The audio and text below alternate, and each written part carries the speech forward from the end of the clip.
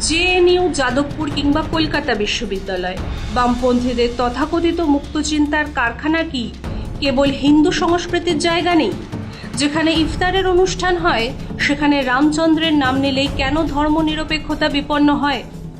বামপন্থীদের দ্বিচারিতা বা ভণ্ডামি নতুন নয়। হিন্দু সংস্কৃতির বিরোধিতা তারা প্রথম থেকেই করে আসছে। জওহরলাল নেহরু বিশ্ববিদ্যালয় কিংবা যাদবপুর বিশ্ববিদ্যালয়ে এদের কর্মকাণ্ডে বারবার উঠে এসেছে হিন্দু বিরোধিতা। এই আবহে ফের একবার রাম পুজোর বিরোধিতায় বামপন্থী ছাত্র সংগঠনগুলি। প্রসঙ্গত কলকাতা বিশ্ববিদ্যালয়ে রাম পুজোর আবেদন জানিয়েছিল আরএসএস এর ছাত্র সংগঠন অখিল ভারতীয় বিদ্যার্থী পরিষদ।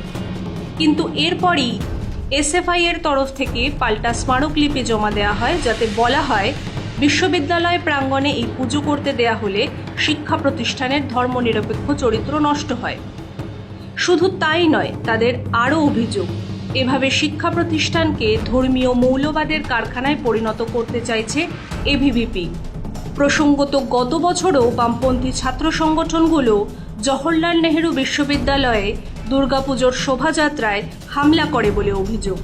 অন্যদিকে যাদবপুর বিশ্ববিদ্যালয়ে যখন ইফতারের আয়োজন করা হয় এবং তখন বামপন্থীদের সমর্থন দেখা যায়, কিন্তু রামনবমীর পুজোতে তাদের আপত্তি।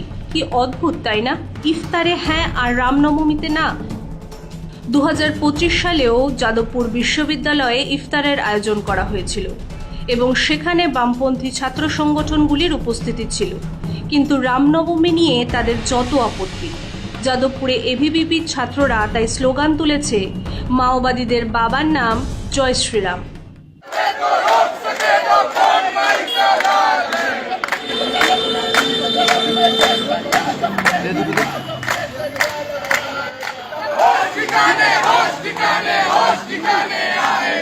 কলকাতা বিশ্ববিদ্যালয়েও একই চিত্র দেখা গেছে।